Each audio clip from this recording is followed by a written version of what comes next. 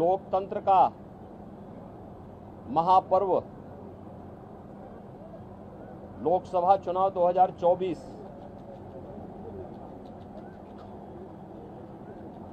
अंतिम चरण का चुनाव आज देश के 8 राज्यों के 57 सीटों पर हो रहा है, जिसमें उत्तर प्रदेश की 13 सीटों पर भी आज पूर्वी उत्तर प्रदेश में मतदान हो रहा है। पिछले 2.5 महीने से अधिक समय से जो देश के अंदर आम जन की आकांक्षाओं को पूरा करने के लिए जनता जनार्दन की जो अपेक्षा थी उसके अनुरूप विभिन्न राजनीतिक दलों ने जनता जनार्दन के सामने अपने अपने मुद्दे रखे, अपनी सरकारों के समय के कार्य और कारनामों को रखे। आज अंतिम चरण में 8 राज्यों के 57 सीटों पर मतदान हो रहा है।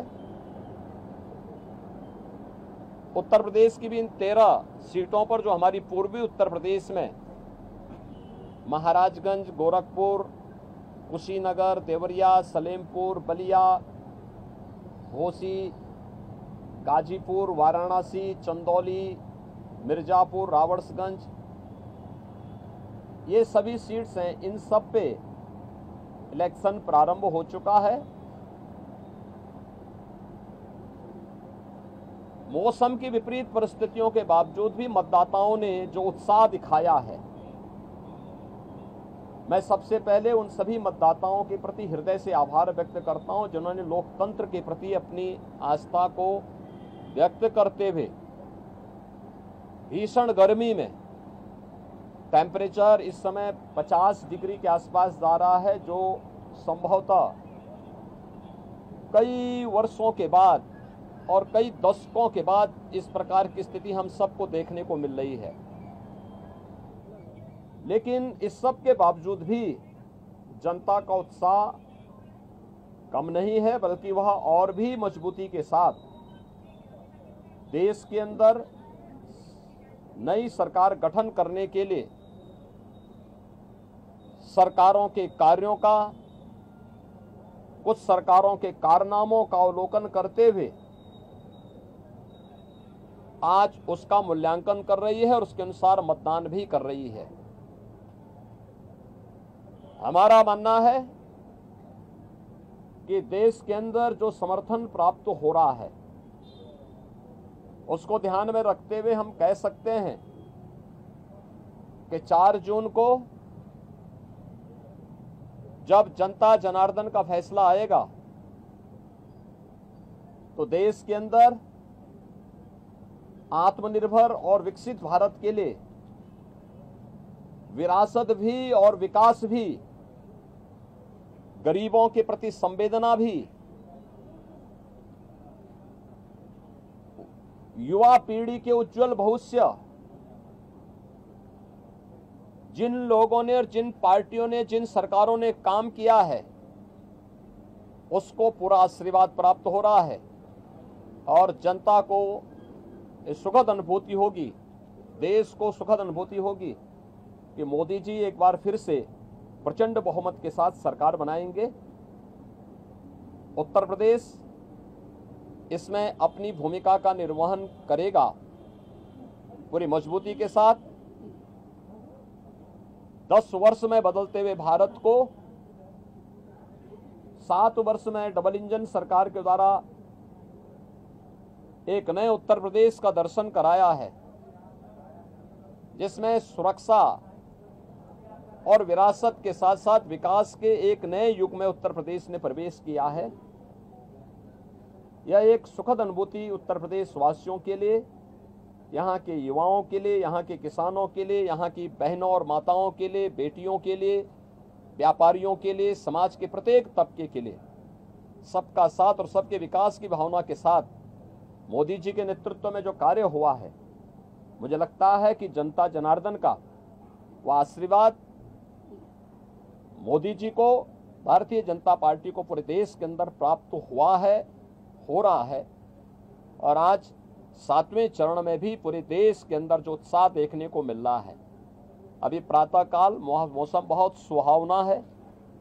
इस सुहावने मौसम का आनंद लेकर के मैं मतदाताओं से अपील करूंगा कि हमें अब जाति, मत और मजहब से ऊपर उठ करके अपने देश के उज्जवल भविष्य के लिए एक आत्मनिर्भर और विकसित भारत की जिस संकल्पना को मोदी जी ने आजादी के अमृत महोत्सव वर्ष में देशवासियों को दिया है, उसको साकार करने का समय आ गया है, जिससे भारत आज जो देश की सबसे बड़ी, दुनिया की सबसे बड़ी उभरती हुई अर्थव्यवस्था है, यह आगामी 3 वर्ष में दुनिया की तीसरी बड़ी अर्थव्यवस्था, 2047 तक भारत को दुनिया के विकसित देशों की श्रेणी में खड़ा करके हर एक नागरिक के जीवन में खुशहाली लाने के लिए कार्य किया जा सके। जनता जनार्दन का आशीर्वाद इस दृष्टि आज भारतीय जनता पार्टी को प्राप्त हो रहा है और हमें पूरा विश्वास है कि 4 जून को फिर एक बार मोदी सरकार प्रचंड बहुमत के साथ आकर के आत्मनिर्भर विकसित भारत की संकल्पना को साकार करने का कार्य करेगी। देखिए, प्रधानमंत्री जी ने अपने 2.5-3 महीने के व्यस्त दिनचर्या में से कुछ समय, यद्यपि उनका पूरा जीवन भारत माता के लिए समर्पित है, बिना रुके, बिना डिगे, बिना झुके उन्होंने 10 वर्षों से भारत की सेवा की है और देश के हित को सर्वोपरि मानते हुए दुनिया के अंदर भारत का सम्मान बढ़ाया है। मोदी जी की यह आराधना एक आध्यात्मिक आराधना, यह आध्यात्मिक आराधना राष्ट्र आराधना है। भारत माता के इस चरणों में वह एक आराधना है जो राष्ट्र को समर्पित है, भारत की 140 करोड़ जनता की, जनार्दन की सेवा के लिए, उनके उज्जवल भविष्य के लिए समर्पित है। और ये भारत की परंपरा है। जो लोग भोग में लिप्त हैं, भ्रष्टाचार में लिप्त हैं, अनाचार दुराचार में लिप्त हैं, वे लोग आध्यात्मिक आराधना के महत्व को नहीं समझ सकते। आध्यात्मिक आराधना को समझने के लिए भारत और भारत जैसा मन चाहिए। भारत की सनातन मूल्यों और आदर्शों के प्रति निष्ठा का भाव चाहिए। जिनके मन में भारत के प्रति आस्था का भाव नहीं है, भारत के सनातन मूल्यों और आदर्शों की ध्वजियां उड़ाना जिन्होंने अपने जीवन का उद्देश्य समझ लिया था और जिनके कारनामों से जनता उनको बार बार ठुकराई है, वे लोग मोदी जी के इस ध्यान साधना और इस राष्ट्र आराधना का मखौल भले ही उड़ा सकते हैं, लेकिन जनता जनार्दन अपने नेता के समर्थन में और उनके पूरे कार्यक्रमों के साथ, पूरे समर्पित भाव के साथ जुड़ी हुई है। और जनता जनार्दन का पूरा आशीर्वाद, पूरा स्नेह मोदी जी के साथ में है। और हम विश्वास के साथ कह सकते हैं कि यह मोदी जी की ध्यान साधना का कार्यक्रम भी राष्ट्र आराधना का हिस्सा है और इसका लाभ भी देश को प्राप्त होगा। उत्तर प्रदेश में महिलाओं ने ज्यादा मतदान किया, महाराष्ट्र उत्तर प्रदेश में खासतौर पर, बावजूद इससे भी कुछ मतदान कम भी हुआ। देखिए, एक तो गर्मी बहुत ज्यादा है, टेम्परेचर आप में से आप भी जानते हैं कि 50 डिग्री 48 डिग्री का टेम्परेचर कभी हम लोगों ने नहीं देखा, लेकिन है प्रकृति परीक्षा ले रही है और प्रकृति की इस परीक्षा में हम सबको खरा उतरना होगा। जनता जनार्दन को अपने आप को साबित करना होगा कि अग्नि परीक्षा के इस दौर में हम लोकतंत्र को और पुष्ट करेंगे, मजबूत करेंगे। और स्वाभाविक रूप से आधी आबादी नारी शक्ति वंदन अधिनियम देश की पहली संसद में मोदी जी ने पास किया। बेटी बचाओ बेटी पढ़ाओ और मातृवंदना योजना से लेकर के नारी शक्ति वंदन अधिनियम और बेटियों की सुरक्षा से लेकर के समृद्धि तक के जो कार्यक्रम चले हैं, आधी आबादी का पूरा आशीर्वाद मोदी जी के साथ में है। और हम विश्वास के साथ कह सकते हैं कि ये जो मत प्रतिशत आधी आबादी का, महिलाओं का खासतौर पर बढ़ा है, यह 100% मोदी जी के पक्ष में गया है। महाराज जी को कुछ संदेश देंगे? हाँ, मैं युवा मतदाताओं से कहूंगा कि नया भारत जो इंफ्रास्ट्रक्चर से युक्त है, सम्मान प्राप्त कर रहा है, सुरक्षा का एक बेहतर माहौल जिसने दुनिया के अंदर बनाया है, यह उनके उज्जवल भविष्य के लिए है। मोदी जी की इस परिकल्पना में उन्हें आगे आकर के बढ़ चढ़ करके भाग लेना चाहिए, लोकतंत्र को और मजबूत करना चाहिए। जो लोग अपनी हार से पस्त होकर के गुमराह करने का प्रयास कर रहे हैं, मुझे लगता है कि उनके बहकावे में न आए, मतदान करें। उज्जवल भविष्य के लिए, उज्जवल भारत, आत्मनिर्भर भारत में ही हम सब का भविष्य है, युवाओं का, अन्नदाता किसानों का, महिलाओं का, समाज के प्रत्येक व्यक्ति का। और मोदी जी ने तो 4 जातियां देश के अंदर कही।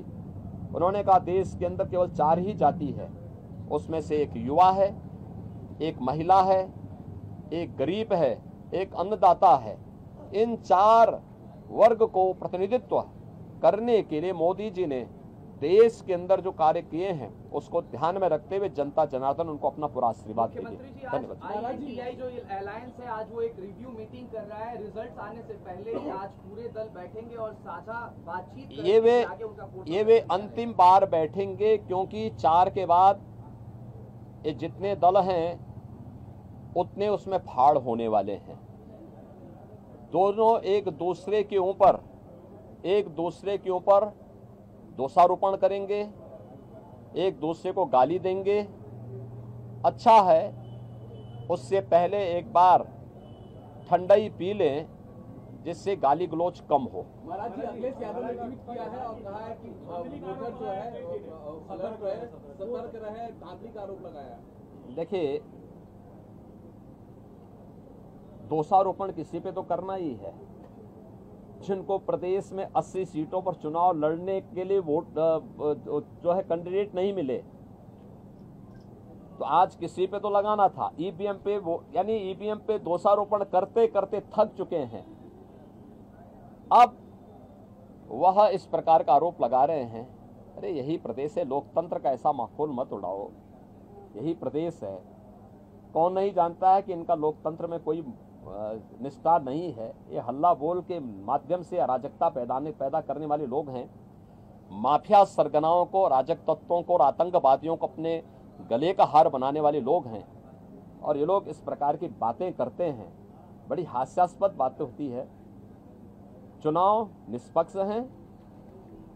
भारत निर्वाचन आयोग पूरी निष्पक्षता के साथ इलेक्शन करवा रहा है और इलेक्शन पूरी व्यवस्था भारत निर्वाचन आयोग के मार्गदर्शन और नेतृत्व में पूरे देश के अंदर चल रही है, प्रदेश में भी चल रही है।